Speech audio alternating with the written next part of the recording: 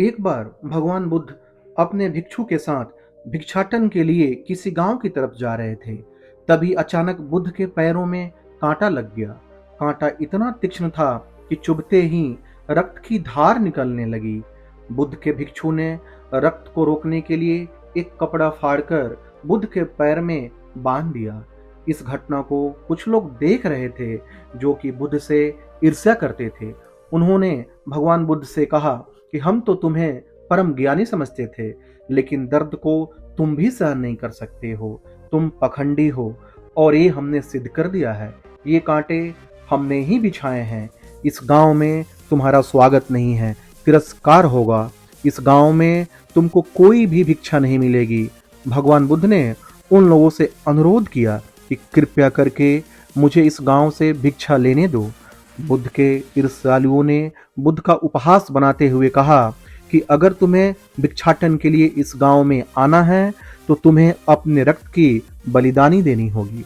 तुमको इस कांटों के रास्ते से गुजरना होगा। भगवान बुद्ध ने उनकी चुनौती को स्वीकार कर लिया और कांटों के रास्ते पर चलने के लिए अपने कदम बढ़ाने लगे। बुद्ध मुस्कुराते हुए कांटों पर चलने लगे। बुद्ध के साहस को देखकर गांव वाले चकित रह गए। कुछ लोगों की आंखें फटी की फटी रह गई। गांव वाले सोचने लगे कि बुद्ध भिक्षा के लिए दूसरे गांव भी जा सकते थे, तो फिर कांटों पर चलकर क्या साबित करना चाहते हैं। गांव वाले बुद्ध के संदेश को इतनी जल्दी नहीं समझ पाए। यहाँ पर बात भिक्षा की नहीं बल्कि जीवन को बदलने की थी। गांव वालों की भीड़ में एक सुमित नाम का युवक था जो बुद्ध पर हो रहे अत्याचार को देखकर द्रवित हो गया। सुमित दौड़कर आया और बुद्ध के पैरों के सामने से कांटे को हटाने लगा। बुद्ध के ईर्ष्यालु सुमित को रोकने लगे और गांव से दाना पानी न देने की धमकी देने लगे। सुमित ने किसी की नहीं सुनी और कांटों को हटाते हुए बोला, हे भगवान, आप इन मुट्ठी भर लोगों के लिए अपने आप को कष्ट मत दीजिए। आप गांव में प्रवेश कीजिए। बहुत सारे लोग आपको भिक्षा देने के लिए आतुर हैं। बुद्ध ने सुमित को अपने पास बुलाया और आशीर्वाद देने लगे। सुमित पीछे हट गया। हे भगवान, आप मुझे छूकर अपने आप को अपवित्र और दूषित ना करें। महात्मा बुद्ध ने कहा, तुम अपने आप को दूषित क्यों कहते हो? स्पर्श से भी कभी कोई दूषित होता है क्या? मनुष्य तो लोभ, लालच, घृणा, ईर्ष्या से दूषित होता है। तुम्हारे अंदर तो प्रेम भरा है।